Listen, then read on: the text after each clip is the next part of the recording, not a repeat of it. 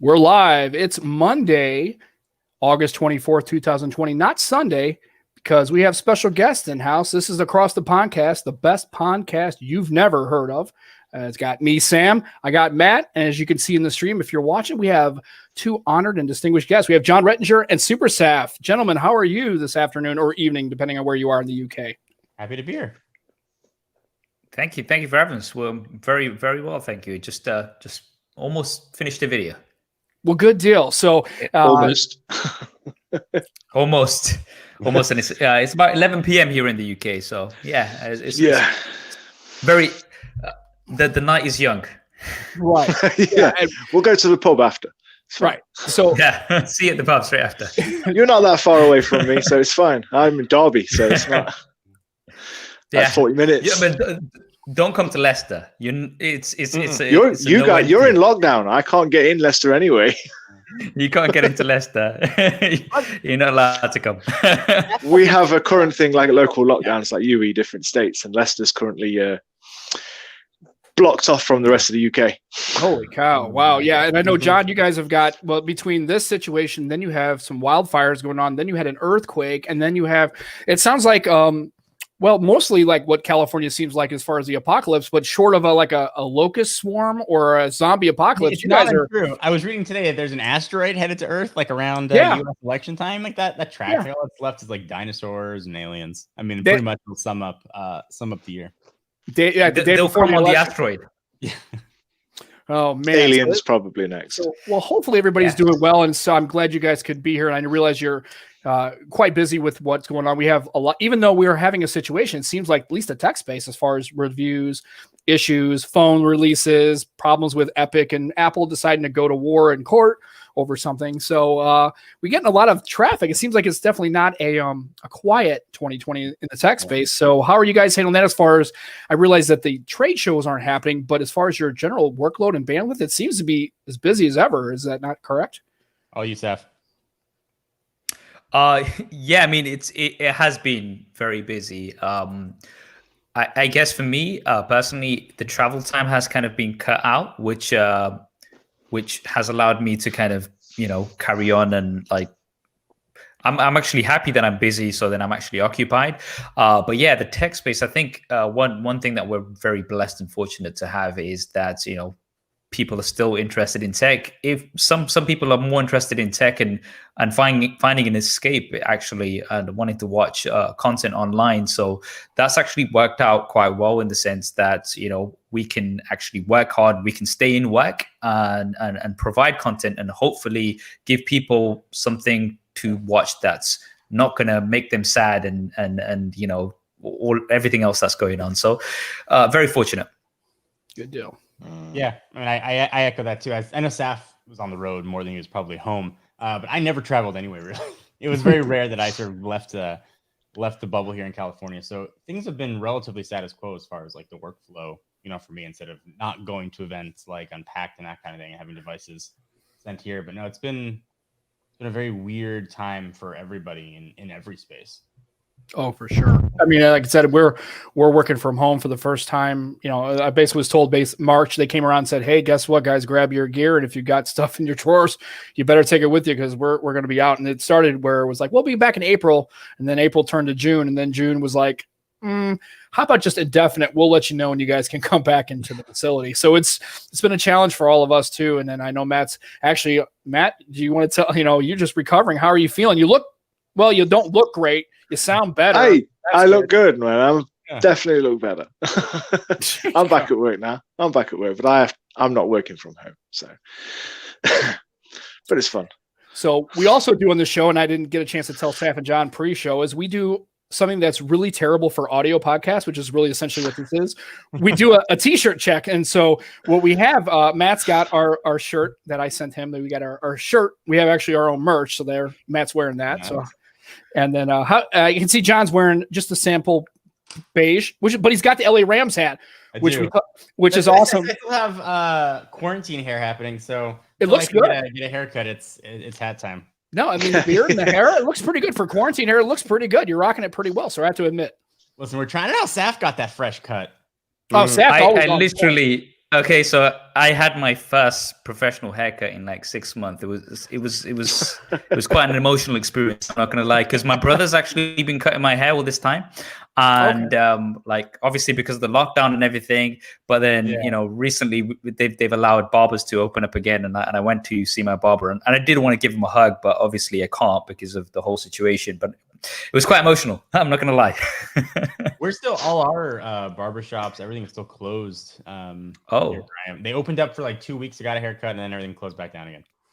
Yeah, I know they were trying some kind of phase 2 rollout, and I think that all got it. Once the numbers started to kind of spike, they kind of back to closing everything. Yeah, that's a shame. I cut my own hair at home with a pair of clippers, and my wife kind of gets the back. So, kind of an old law enforcement military thing. So I just kind of cut my own hair because we don't have the beard game going on either. So, well, between Saf and TK, it's like we can't compete. It looked really good. Compete. TK. I love TK's beard. I just love how the grays just TK owns the beard. He's in the chat now. They're so symmetrical. I'm just like, are you dyeing the rest of it? And he's like, no, this is just naturally how it grows. I'm like, I'm so jealous. I know. It's so awesome. I got a little sand of pepper. Right? John's got a little bit of the pepper going on too, but it looks good. It's actually I have it too. I can't really tell, but it looks. I mean, but yeah, TK's is just like it's almost like purposely done. It's like, how is that possible? Oh, that's right, because you're awesome, and we're just a bunch of rookies and a bunch of basics. Okay, I gotcha. Yeah, we're not. I could grow a beard and sort of it wouldn't look right, but there we go.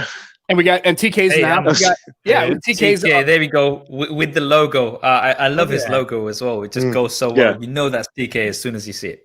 Right. Yeah, absolutely. So we got TK and Juan Carlos Bagnell. So I have Juan's new shirt, the headphone jack, the endangered species shirt for him.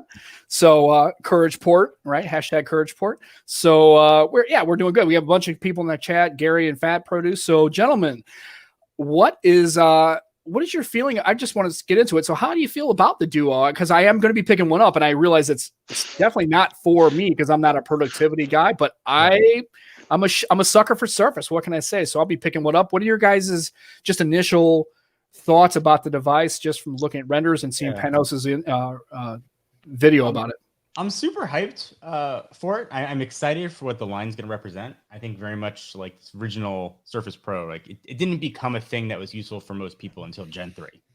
And I think very clearly this is a product that was designed in like 2018 and then fine-tuned in 2019 and then eventually meant to come out in 2020. It has a lot of fine-tuning still to go, but I love these first-gen products for what they're going to be. I think it's amazing to see the direction companies are taking. In order to get to those mass-produced products that are for everybody, you have to go through these growing pains. So I give Microsoft credit. I hope they're committed to the product line. I'm excited to see how foldable two-screen things end up being. I mean, even look at the jump from the original Galaxy Fold to the 2. Like, that's a huge, huge jump. I mean, with Microsoft's resources, I mean, the next version should be amazing when they sort of learn and get the kinks out. But moral being, I'm hyped. For the Duo, probably not for anybody to actually go out and buy it, to use the primary device. But I'm very excited that it exists. Yeah, same. Echo that. I love seeing innovation in the tech space and foldables. Like last year when I got the Fold, the original Galaxy Fold, people were like commenting on my videos saying, I want somebody to look at me the way Saf looks at the Fold, because I was genuinely like, when I opened it, I was and it was just natural. It was just like being somebody who's really into tech, seeing something so unique, something so different. It's just like being able to fold it. And we were talking earlier how I probably closed it and opened it like 100,000 times. So took a bit of the lifespan off it because this is so exciting. But yeah, I mean, it's so interesting to see like a different approach to foldables. Now, I mean, the Duo, it's more two separate screens, but just how thin it is, and it's still glass, so it's durable, and that kind of removes the issues that a lot of people talk about when it comes to the Fold. And it also like just I'm not sure how wide it's going to be and how that's going to work out, but like just how slim it is. I mean, it worries me about the battery size and how that will do, but it's just, again, it's something so exciting. I've heard it's not coming to the UK as yet, so I'm a little bit disappointed about that. Obviously. But as always, everything's late here. But yeah, I'm very much excited. I will definitely be checking it out, and it's a different approach, so why not? I think Saf hit on something. Like Mhm. our perspective on devices is probably very warped. Like we look at so many slabs every day that Right. are slightly different than the previous ones that we checked out a couple weeks before. And that is a privilege to be able to do that, but it also warps our perspective on new phones. Right. So when the original Galaxy Fold came out, like that was really the first like new thing, like brand new category. Right. To check out. I think that's why a lot of people are so excited for things like the Duo too, because like that's new. Like we've had LG doing 2 screens, but that was an add-on. This is meant to, and this is Microsoft working directly with Google. I mean, arguably some of the 2 best software makers in the world. So it's awesome to see, and I always feel weird being like, the original Fold was amazing, but no one should buy it. And like, well, why do you have 3? Like our perspective is just is very very weird in the world. Well, and I guess at the end of the day, that's the price of entry, right? So you realized when you started out, you were just regular consumers and buying tech and talking about it. But as your channels grow, and those almost become something where, almost like when you look at your children, right? And I know, John, you have young children. My daughters are almost 20, but you remember when you were a kid when I was a kid in the 80s, like everything was awesome. Like everything you saw was like cool. It's like you didn't have all this bad data dumped into your hard drive of all the struggles and sacrifices and issues. When you look at it, you see it now from a completely different perspective. And so I kind of sometimes wish this is like the first device you're probably looking at where you're trying to look at it from like, I don't want to be a reviewer. I don't want to be that guy. I just want to be like genuinely like stoked. There's no honest reason why I want this device. It's like a Tesla. You buy one, and really, if you think about it at its core, it's really just a transportation mode, right? There's no difference in its core, but you can't articulate always why it's such an awesome piece of tech. It's just like, I got to have one, even if it's not in my budget, even if it's a stretch, even if it's new tech and maybe the car is not reliable, but I don't care because it makes you want to be a user of the device or the tech or of the car. And so it's hard for you guys. For us, it's like, I'm getting a Duo. I don't know why. Even my wife's like, you're gonna what? Why? It's just like, I don't get it. It's like, honey, it's because it's a Surface, and she's the owner of a Surface device. Yeah. And so she gets it too, but I'm actually just unreasonably excited for it, and I'm all like, I don't care. No NFC. I don't care. No headphone jack. That's fine. It's a Surface. So anything that I would normally probably be like, you probably should really, for $1,400, you should expect these things. I'm like, it has a Microsoft logo on it. And for the first time, it's a new category. And man, I hope, like you said, John, exactly. I hope that Microsoft stays committed to the cause and can push it forward like they did the original Surface. No, very much agree. I'll tell you what, it's going to be interesting. I did not know that it wasn't coming to the UK until Saf just broke that news to me. Not as of yet, anyway. Yeah, not yet. So that's me out. I was straight away as soon as I was like, Microsoft. I was just like emailing everybody I could, like, how can I get a hold of this? And they were like, yeah, sorry, it's not coming to the UK right now. I'm like, but most of my audience is in the US anyway. Why does it matter that I stay here? But yeah, we'll see. We'll see. Oh, it's not going to be great. But it's not like it makes a difference if you get a US version, because it's all the same internals. It's not like Samsung. So yeah, and Ron's right. Yeah. Avoid the Surface dongle and just dongles in general. But apparently he did some real world tests on the Surface dongle, and apparently it did not hold muster. Apparently it's a pretty weak entry. So yeah, that's okay. It's kind of disappointing, but yeah, it's what it goes with it. So what are you going to do? So John, I want to ask back you the headphone jack. That's right, what we're going to do. That's what we're trying to do. So, but on get rid of the dongles. Right. Oh, actually, we don't even get the dongles anymore. So in Samsung phones, we don't get the dongles. Yeah. I mean, I don't know if the US videos of the Note 20 Ultra are retail boxes, but you don't get the headphones. We do. Oh, but I think that's because they're trying to say sorry for the 990 over the 865 Plus. They gave us double the storage, headphones. We get a base model bigger. We get headphones. So yeah. So, John, I wanted to ask you. So, we always ask kind of when we have gentlemen like yourselves on that people may not know exactly. Like, how did you start? Like, what was like the basic origin story, and then when did you know it's like, wow, I can actually this may be a thing I want to try to do as like a career or as a job. Like, what did that look like? I'll give the short version so I don't monopolize the chat. But if you go back, I mean, I've been doing this now for about 9 years. This is back before partner program, before you creators were making money from the videos. It's like when YouTube was like cat videos and guys getting hit in the balls. Like that's Exactly. That's what was on YouTube. And I've always been a geek at heart. I used to go walk around Best Buy to like relax. Like I've just always loved technology.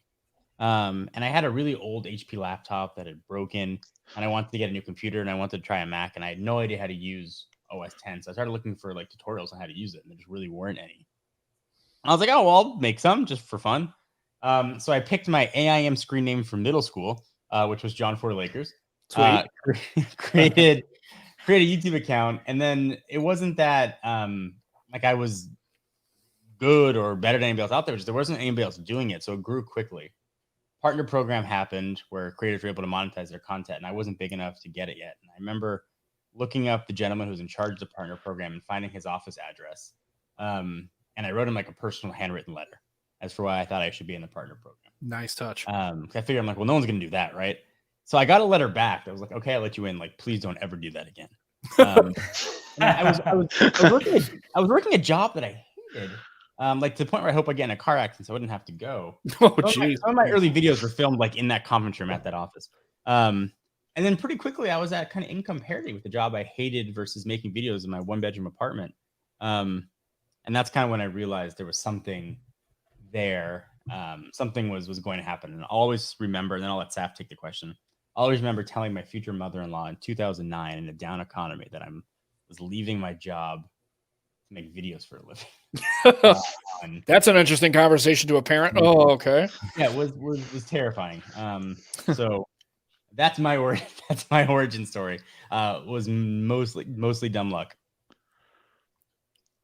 John is definitely one of the OGs of the YouTube tech space. I think when you think like when you speak to anybody and like whose was one of the first tech videos that you saw on YouTube, and John is definitely up there. Thank you, man. That is true, because Techno Buffalo was everywhere. Oh, yeah. And so, Saf, I mean, same question. How did it start for you? I mean, I'm mostly curious because John, like I said, being an OG, you kind of know but yours is a little bit more under the radar and still a great story. So I'm really curious how that all started for you. Okay, so I'll take up the rest of the podcast just telling you my story and stuff. So I was born in. That's okay. We're all right. John's probably like, what's happening here? So I think the story is kind of similar for a lot of people. I've always been somebody that's been very much into tech support for the family, shall we say. So if anybody in the family or my friends ever wanted to get a new smartphone, a new laptop, a new TV, even a new printer, whatever it was, they'd be like, Saf, which one shall I get? Right. So that's kind of like how it's always been. But in around 2011, I bought a DSLR camera, a Nikon, as Americans like to say. And it's Nikon. It's Nikon. I had no idea how to use it. Right, I was just super interested in videography and photography. My sort of background was like 3D animation and web design. So I just picked this camera up and I just started teaching myself how to use it, started watching some YouTube tutorials. And then I would get lots of people asking me for advice that, oh, Saf, what are you using? Which camera should I buy? And my actual YouTube channel started off around cameras because I was super interested into cameras. And I instead of like writing long emails to people and whatnot, I just thought, let me make a video. And that's what I did. And, that's how it started to build up. And then smartphone videography and photography has been getting so good, and it started getting so good. Then I started then doing more of that, and also covering tech in general. And that's kind of really how it all started. And I remember watching your videos when you was leaving your job to go full time, and how nervous but excited you were at the same time. Yeah, so I mean, there's actually a funny story behind that as well, because I was working full time at a university, and it was really good. And one of the reasons why I didn't want to leave was because I had my best buddy that I used to work with, and we used to like have the best time, and I was given a lot of creative freedom as well. So I kind of like, do I go off alone and kind of sit in my room and make videos? I'm not going to see anybody. What am I going to do? So at the time that I actually quit, I already had like 500,000 subscribers. So people usually like, really, you waited that long? But it was because I wasn't really sure what to do.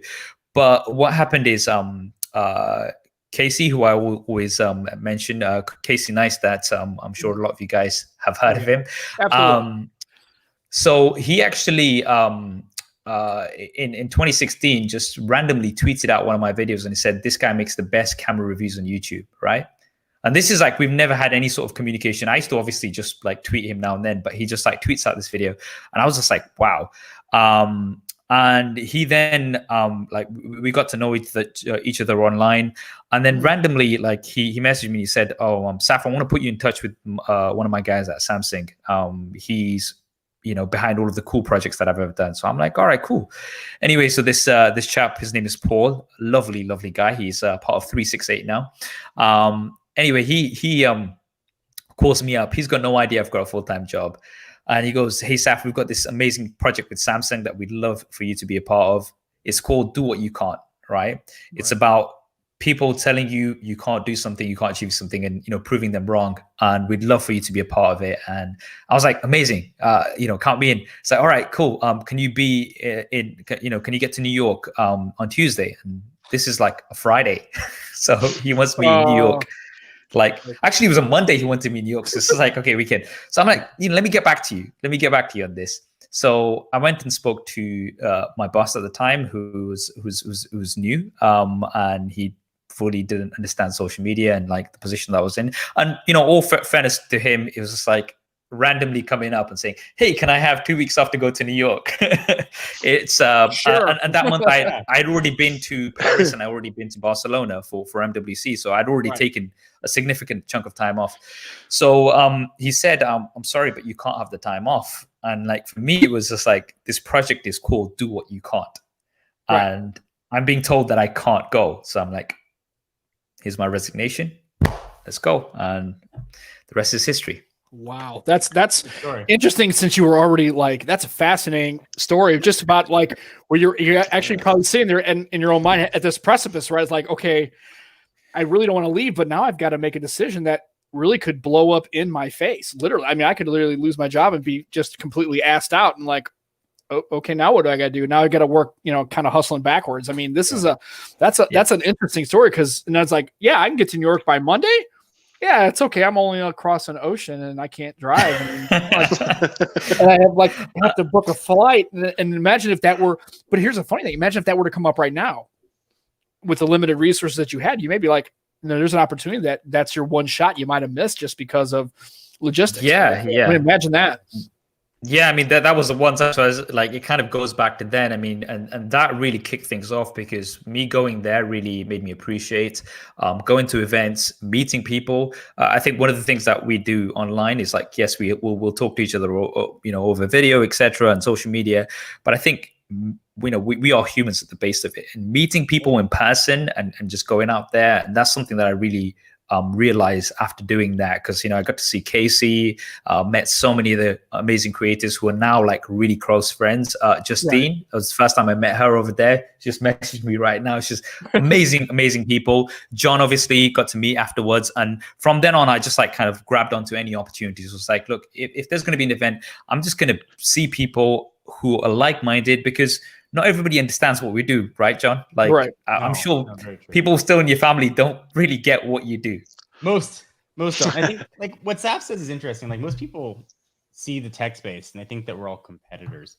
The tech space, I think, is one of the most supportive groups of people, and welcoming for folks who are new and coming in, and the chance to sort of meet like-minded folks, like Saf said, the human side of what we do is probably the highlight of the privilege of getting to do this for a career. Yeah, yeah, exactly. And then, so and that's part of the reason why I was like, we reach out, and it's like, and then I remember the day that Matt reached out, he said, "You're not going to believe this." I'm like, "I'm going to believe what?" He goes, like, John Rettinger and SuperSaf are going to come on the show. I went, "What?"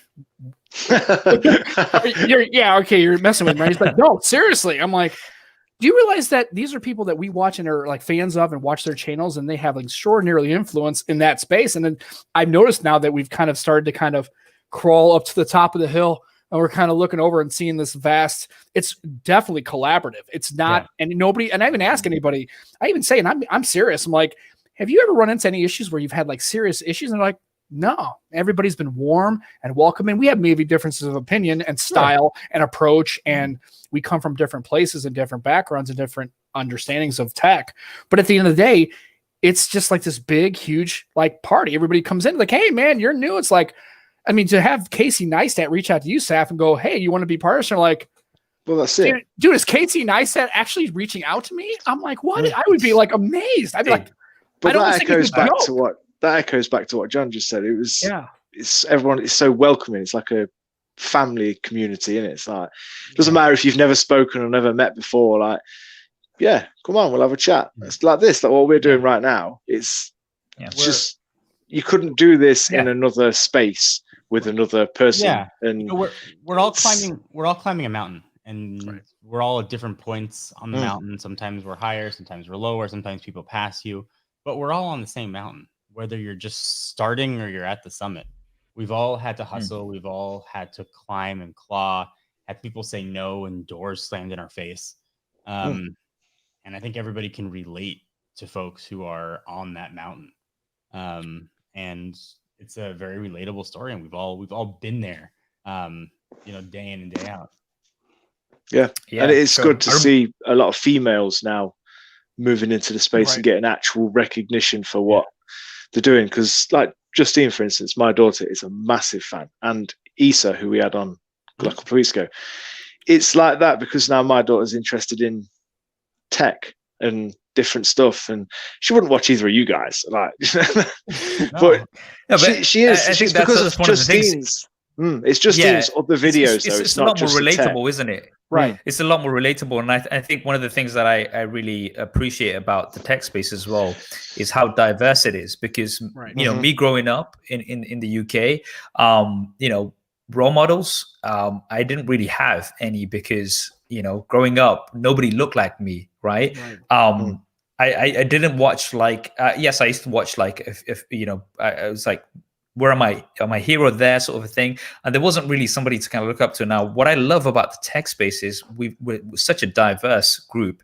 We've got, again, you were mentioning Justine, who's amazing, you mentioning Issa, we've got lots of females now coming in, we've got a diverse group of guys who cover tech from different perspectives, and the beautiful thing is we all get along really well. And again, like John, I remember when I reached out to John, like we used to tweet and stuff, but I was just like, "Hey John, I'm doing this collaboration towards the end of the year, and I'd love for you to be a part of it." And he was straight away, "Sure thing," and sent me a clip, and I was just like, love it. John Marquez, again, same thing. And these guys have been in my series for like 5-6 years running now, and I absolutely love it. And again, I think what John mentioned is we're all on the same mountain, and it's about relatability as well. Like what we're doing is very different. It's not what a lot of people consider a regular job, should we say? So having that relatability just gives us all a common cause, and it is a case of just lifting everyone up together. Well said. Yeah, and as far as this goes, that analogy is great because so like John and Saf are like kind of near like the middle of Everest, and me and Matt are over at like base camp going, "Hey, are we gonna leave? We're gonna go now? We're gonna leave right now." It's like today. Yeah, well, let's go now. So I finally, I was just like, to screw it. I was a fan of Juan Carlos Bagnell. I was in his chat. And then one day I'm like, I'm just going to start a show. And I just kind of started my own little thing. And then Matt came on, and it kind of started from there. And it's cringe. And I want to ask you, John and Saf, if it wasn't for Juan, we wouldn't be doing any of this stuff. Right. So. And just seeing you guys doing it, I'm like, well, it's we got to start somewhere, right? You always start at 0 followers, right? Yep. And the path is always forward, right? And just because you accomplish, that's great. But you need to go, okay, well, now what's the next accomplishment? What do I need to do to leverage? What do I need to do? Always be thinking about the next, what can you do to develop and grow? And then so watching you guys just organically go from, the videos, I'm sure you go back, John and Saf, and watch your old content and go, oh boy. Oh man. I think that's not the content. That's the beard. Right. But just, how do you, when do you still go back and watch your old content just to kind of get either ideas, or just sometimes when somebody brings it up to you, you're like, yeah, well, I've changed a little bit. I'm a lot more unattractive now. I don't think he needs to do that. YouTube recommends me videos from 10 years ago from Marquez, and I'm like, I don't even watch, what? I don't need to see this. Yeah, the YouTube algorithm. It's like nobody understands it. Yeah. It's a game that YouTube like playing with everyone. I'll say they do. My side is maybe different than Saf's, because I had Techno Buffalo, the website, for a while. Right. And I had it in my head that I was going to run a website and make videos. And what I didn't know at the time was running the website was going to take 90% of my time. And so the amount of time that I could spend on videos that I would want to spend was much less. So I look back at some of those videos during Techno Buffalo days, and I'm like, I'm horrified by them. And there was like, I mean, it's quite true, because I had such little time to devote to making them. And I think that was a lot of reason why, a couple of years ago, my channel kind of plateaued. And it was sort of, I had to come to a realization. I look back in those old videos that like something had to give. I was trying to do so much that I wasn't doing anything well. So I look back at those old videos. That's what represents to me was a very different time. So anybody out there listening, just be very wary of trying to do too much, of trying to bite off a million projects and a million different sponsorships, because the end result rarely is going to be worth it. And so, I made mistakes along the way, and that's when I look at those videos, that's what I see. In addition to seeing like a much younger face, that's sort of what I see when I look back at my old stuff. Yeah, a lot. Even watching your content now. A lot of Techno Buffalo was people coming into this space. We're like, oh, Techno Buffalo's everywhere. I'll go and have a look at that and watch this and watch that. But then as you progressed and we saw you everything when you got rid of the website and then you started going John Rettinger, it was like you could see the relief on your not just your face, but like in general, like you're tweeting and your general persona. You seemed a lot more relieved. You didn't have all the weight on your shoulders. Oh, I was a mess, man. I was a mess. I was getting anxiety. It was just a mess for a lot of years. And then the problem is it becomes you don't enjoy what you're doing. And if you're, what's the worst? It's like, think of every job you've ever had. Then it's a job. Then it's just another job, isn't it? It's not. I have a job I actually like. A hobby. Like John was saying before, he was like in this space where he was like working. I mean, nothing's worse than working at a place that you absolutely can't stand. And you're having anxiety and like you're dreading, like, I mean, he in the chat, he actually said, I actually was hoping to get into a car accident other than go to work. I mean, that's not like just get fired. I mean, that's like physical. But that's injury. that's not what you need. You need to be doing something you love. It's like, I'm a car, I can't come to work. My car's dead. So Saf, I mean, it's like, how do you stay where you're not, you're trying to stay focused on everything, but still, open in opportunities that come up and stay, because this is a organically moving thing. The benchmarks move everywhere, right? New folds, new categories, new opportunities. How do you feel that you balance those things, and have you still run into problems with trying to make sure that you have enough bandwidth to do your job well? Okay, so I'm absolutely terrible at balancing things. I'm not good. I mean, I'm very unorganized. But I think for me, I think, like when John was mentioning, I was so happy to see John kind of like put Techno Buffalo behind and like make the channel his, John Rettinger. And that energy came across. So now when I watch John's videos, I can see that, that passion is fully there. And it's something that I love seeing. And one of the things, I mean, like, a lot of the times doing what we do, sometimes it can be a little bit repetitive. You guys were mentioning earlier on about my thumbnails, right? So for me, it's a case of finding what works and what you enjoy doing, right? And sometimes they don't combine.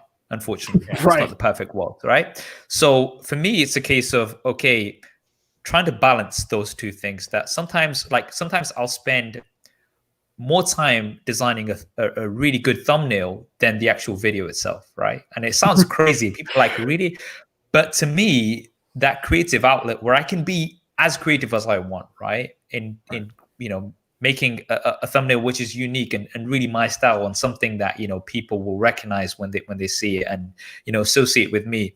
So that's just something that I kind of like found more sort of over the past couple of years, where I'd be like, I'm just gonna zone in. I'm just gonna put some music on and just let the creative juices flow, right?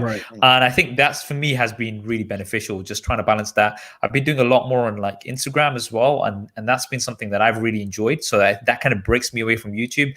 One of the things I always say to, and I actually have a go at a lot of my friends in the tech space, I keep saying, look, don't use if you use a social media platform as an extension of another, it will always be an extension of that other platform. It's never going to be something in its own right. So for me, what I decided to do a few years ago was like, okay, I'm going to see these two things. These are my sort of two creative outlets. There's YouTube and there's Instagram. And I kind of treat them almost separately. Yes, there's obviously going to be crossover, but Instagram allows me to be a lot more creative, and the following increase and the engagement has actually shown as well, because that people do seem to enjoy. So I think it's a case of balancing between, you still have to run a business, you still need to, pay the bills, pay for your travel, but at the same time, you need to find something that will still make it enjoyable. Right. Like we're zooming in on ducks. I saw you posting that this afternoon, stuff on your Instagram. You ducks. It gives me a reason to get out. It was great. Go out into the countryside, and in the name of testing a camera. Right. But hey, so it's so peaceful. Just sitting there. But at least you didn't do what Adam did at ASBYC. He jumped in the lake. Didn't he? Jumped in the lake. All right, I've not seen that. He jumped in the lake. Yeah. He said he was going to jump in the lake. He didn't. And then after a certain amount of time, he did. So, and it's funny that Saf says that, but it seems to be, and I was going to ask John, so as far as your ability to organize and be thorough and all that kind of stuff, how do you feel? Because I hear a lot of guys in your space, the people we've talked to, that they're like, admittedly, like, I'm terrible about like managing time and sorting things out. Like, I am not good at kind of partitioning those things out and kind of being good at that. So I'm interesting that I would have thought that it almost requires you to be pretty diligent, but the guys are like, no, sometimes I don't know. I just kind of wing it. And I'm like, so how do you feel about your organizational capability as far as running a job? I'm there with Saf on I'm very organized. I'm very fortunate to work with a guy named Ralph Lorenas, has a very opposite skill set of me, where he is very organized. And in a lot of ways, he keeps me on task and able to keep projects in line, because I couldn't do it. I was forgetting things. I wasn't delivering things. I needed assistance. So I was able to sort of find somebody very early on who's helped me sort of stay on track. And that's been invaluable. Yeah, for sure.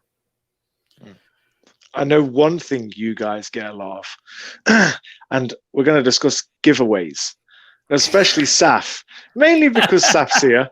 And okay, that was great. The video you made was brilliant. It's just great.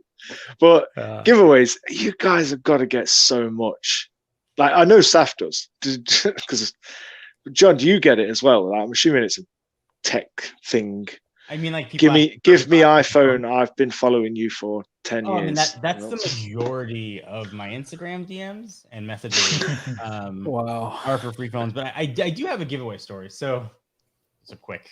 Oh, absolutely. No, take your time. Segue. So we ran a giveaway. We were giving away an iPhone SE, and the gentleman who won said, "Hey, instead of the SE, can I just have cash? Can I just have like the cash?" Yeah, I remember. I remember seeing this. Yeah. I was like, "What the hell is happening here?" I was like, "Yeah, that's fine. Like, it doesn't matter to me. I'll send you the cash." And so I sent him. He's like, "You left out tax." And I was like, "Well," and it was wow. It showed up as a U.S. address. Like, well, no sale took place. Right. Why would I pay sales tax? And if I did pay sales tax, it wouldn't have gone to you anyway. Right. And I got back a screaming, scathing emails about what a horrible human being I am and how dare I not give him the money for tax. And if I have to buy the phone, you have option A or option B. And I was like, moral being, giveaways very rarely go as well as people expect them to go. And I'm sure Saf can attest to that and probably has the same version of that story. He does. I mean, I've won one of Saf's giveaways. I think it was the Mazuma iPhone. Very nice. A couple of years ago. Oh, okay. Yeah, I remember that. Yeah. So the thing with giveaways is they started off as a really good way to give back, right? So I've always say, and explained this in the giveaway video that I did, was, at the end of the day, we're so fortunate and so blessed. Like, I say this every day, and there's nothing I can do to kind of show how grateful I am for the position that we're in right now, because not many people get to do what we do and play with toys like every day. It's just amazing. So I'm very fortunate. But then I'm always thinking, okay, what can I do to kind of give back, right? What can I do to say thank you? Now, I literally can't give something to every single one of the followers, right? And hopefully the content that we make, that we put a lot of time and effort into, is the reward for the support that we get. But that is the truth, but you want to do something more, right? So then it's like, okay, we'll do a giveaway. Now, don't get me wrong, it's also a way to promote. And I think, for me in the past, giveaways have been very effective to get audiences to kind of follow you on something else. So, initially when I was trying to build my Instagram, which was, pretty much non-existent, or my Twitter, I'd be like, hey, got this giveaway. If you follow me on Instagram or if you follow me on Twitter, then, it'll double your chances of winning, basically. And it really helped. It was a very effective way. The problem is, the whole giveaway concept then kind of blew up because people saw this growth, right? And a lot of people, I'm not going to mention any names because, actually, I don't know any particular names of people who do this, but I see this so much now, kind of took that way overboard in terms of literally every single video of theirs is something to do with the giveaway, right? And this kind of switched the culture of, instead of, this is something that we do occasionally, it just became something that giveaway. I ranted about this on Twitter. I came across this Instagram profile where the requirement was to follow 120 different accounts, right? And I was just like, oh my God, like now it's just become this thing which has, it's just completely lost the purpose of what it was initially. And it's just now resulted in this begging culture, which is just like, you've got this smartphone. Here's an iPhone that I have right now. This is on a loan basis. My iPhone XS Max went back as soon as this one came, and this one will go back hopefully when I get the other one, right? Majority of the things I get are on a loan basis. So it's just like, what do you want me to send you? A loan agreement? Like, what do you want, right? And this is the thing. So then I try to educate people, and that's why I made that video. But it actually backfired on me because even in that video, people are like, "Yeah, so can I still win an iPhone?" But yeah, it's a situation that I think the tech community is in, thanks to certain individuals who took the giveaway thing too far. Yeah, for sure. Yeah, and it's funny, that's the problem too with such a collaborative. You guys are at the mercy of the fact that you have a couple of people that went rogue, kind of took it and went way too. Now everybody's kind of like, okay, well now the typical somebody ruined it for everybody. Now we can't make a giveaway work. Yeah. And it's just like, oh come on. But giveaways shouldn't be necessary. Like, you're making the content for us to watch. We're watching and we're communicating with you on Twitter and in the comment sections and everything else. That's enough. We're enjoying what you're doing. It's like, it's free content at the end of the day, right? Yes, I mean, don't get me wrong, we get to do a lot of things thanks to that. But you are getting content for free, and I love it whenever I get a message of somebody's like, I meet people all the time and they're like, hey Saf, I bought this thanks to your review and I absolutely love it, and thank you so much for helping me make this decision, right? And those messages are amazing, and that's what the intention of the going back to the whole giveaway thing. Now the problem with these accounts is they will very quickly get inflated with people who do not care about the content. and that is the biggest. That's actually impacts you very negatively because we were talking a little bit about algorithms earlier on. Now, whether that be Instagram, YouTube, or whatever it is, if you have a large number of followers who are not there to watch your content, it's actually going to have a negative impact on your growth because nobody's going to be watching your videos. I mean, we've all seen it where you see a YouTube account with hundreds of thousands of followers, but each of their videos barely hits 100 views, and it's just like, something's fishy here, right? Same way on Instagram, you see somebody with a massive Instagram account, but again, it's having a negative overall impact. So that's one thing that I will say, like, don't get into it. Yes, I will still occasionally hold the giveaway, especially if I'm working with a brand or something, but I don't do it much anymore. For those reasons, I can't blame you at all. Not at all. And so I was asked this question of guys that are in your space and using phones. And so, do you use the phones? Do you have like a phone? Like right now, what's your current like? I know I'm testing all these, I'm reviewing all these because that's part of my job. But this is the phone I keep using. And would you be willing to admit that you maybe keep a phone probably longer than you really should because you're like, I love this device, like an older device in the last like 5 or 6 years. You're like, man, I shouldn't keep this. Like I still have my HTC U12. I shouldn't keep it because it's got an old security patch, but I love HTC. It's the one OEM that just really bothers me on top of Windows Phone, but that's a discussion for another day. But do you still have like that guilty pleasure phone? It's like, yeah, I still like to use it, and I probably should admit it because I'm still supposed to be cutting edge tech, but I'm like, man, I got to go back to the old school, man. It's my old M8 or my old Z Flip or what. I mean, what do you got that you old Z Flip? Old Z. You can take this one, Saf. So I actually made a video recently about why I switched back to the Samsung Galaxy Note 10 Plus. And again, I'm fully open about what I use right now. The two devices that I have are the Note 10, Note 20 Ultra, and the iPhone 11 Pro Max, because those are my go-tos, and those are the ones. I might move from the Note 20 Ultra, but what I found is we had some excellent smartphones this year, but there was always something missing for me, right? There was always like, the S20 Ultra came out, and I put my SIM card in it for 2 months, and it just, the ultra wide camera wasn't that good. The focus wasn't that good. And I was just like, this is not what I need on a smartphone that I'm using on a daily basis. And, I tried out a few others, the OnePlus 8 Pro, for instance, and I went into detail about this in my review, but there was some display issues on the OnePlus 8 Pro.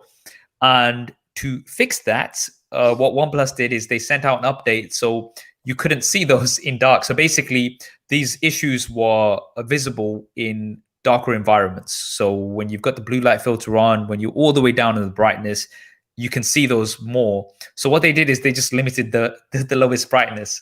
And I'm somebody who uses my phone a lot in the dark, and I just could not use that smartphone in the dark anymore because it was just too bright. And I was just like, okay. So then, I went back to the Note 10 Plus.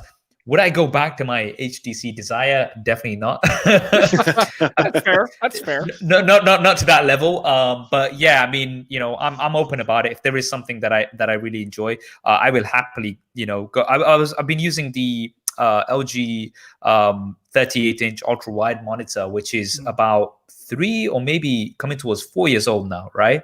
And I tried so many different monitors, but I just love the form factor of it, and it was just the ideal size because it's it's not too narrow like those ultra wides, but it still has that ultra wide element. I am finally upgrading it because they got the new version of that now, so I'm finally upgrading. But I kept that for like a good few years, and I was just like, I'm still going to keep it because I like it. Cool. Then I want to ask one quick question about so we talked about, we have the Folds and the Duo, and now actually I saw an article just before we got on. John Prosser made a comment about Apple getting into the dual screen phone game. So now I know that's legit, because when Apple's involved, now all of a sudden it's going to be like, well, now more people are going to see it because they will. That's what I told people about Apple. You don't have to run an Apple commercial for the rest of time. All Apple's got to do is, hey, guess what? Next year, remember the iPhone? As another one. Here's a 12. Have a good day, and you're just going to buy it. So what do you think about? I'm serious. I mean, it's nice. Like I have my friends that just they just up there ready. They know an iPhone's there, and they just go to the store and they walk in. It's like, oh, here's the 12. Here you go. And they never saw a commercial, so they don't have any marketing. It's just they know they're going to buy an iPhone, so it's cool, which I totally understand. But now that Apple maybe get into the game and now the Duos come out. Do you think that this is like the future, or at least a segment that could actually take traction where normal, regular, not just tech dorks like me, but a regular, like your grandmother could in 5 years be using a foldable, some kind of device?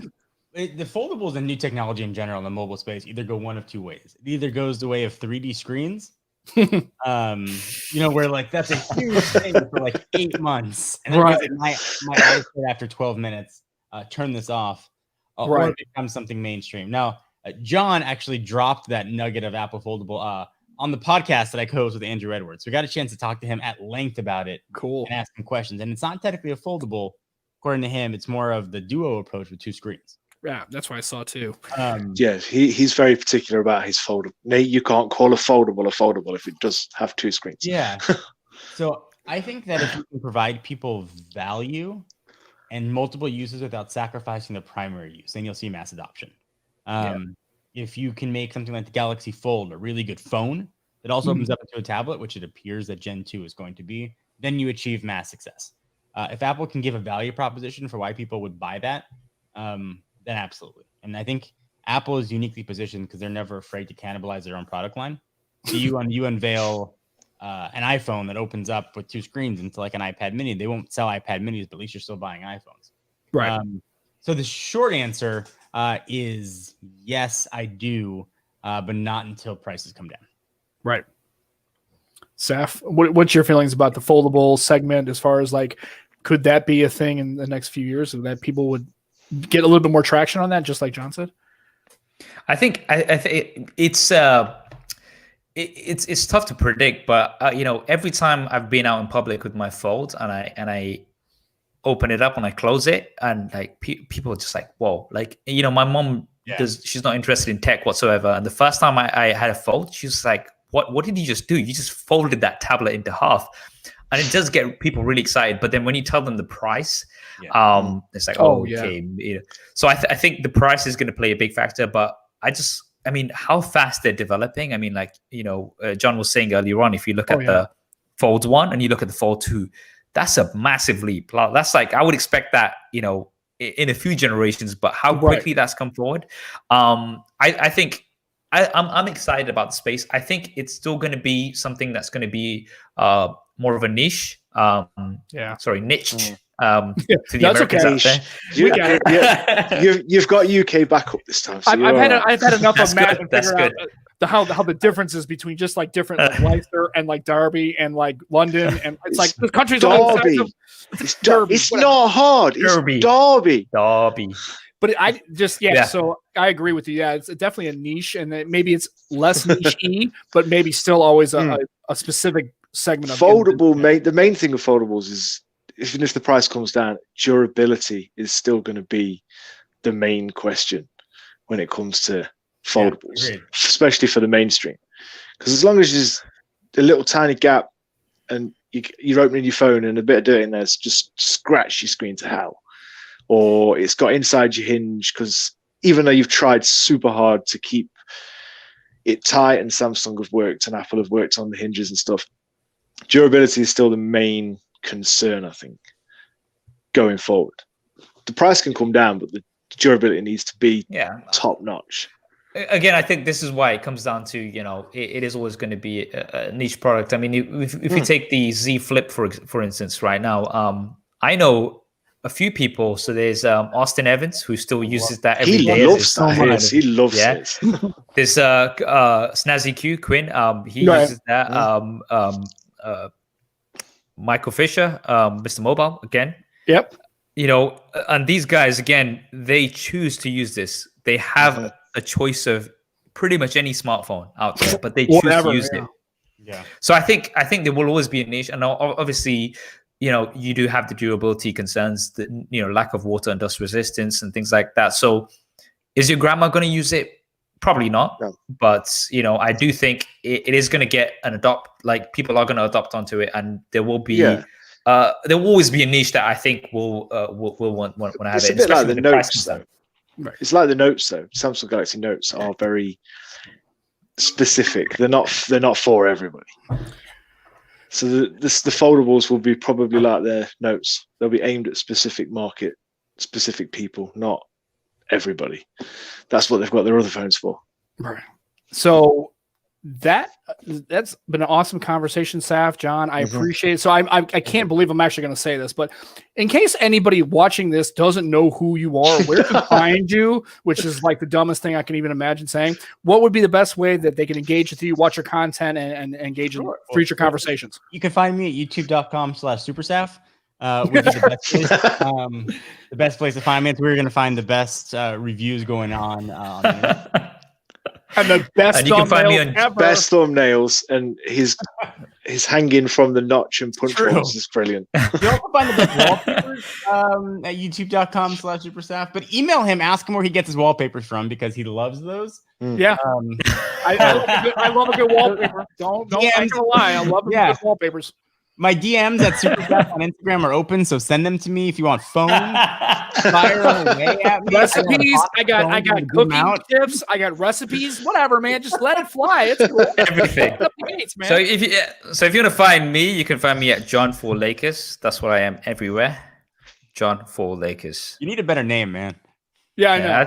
Everywhere. Yeah, it's fine. It's catchy. It sticks. You know, that's fine. And I hold giveaways every day. So, message me about free phone. Feel free to. At John4Lakers. I'll even deliver in person. You give me your address, I will drop it off with a smile. Forget FedEx. That's for rookies. I've been saying this song. It's special delivery. So thank you for having us. Oh, God, it's been my pleasure. You. You guys are welcome anytime. Saf, John, I appreciate it. And Matt, is there anything else we want to?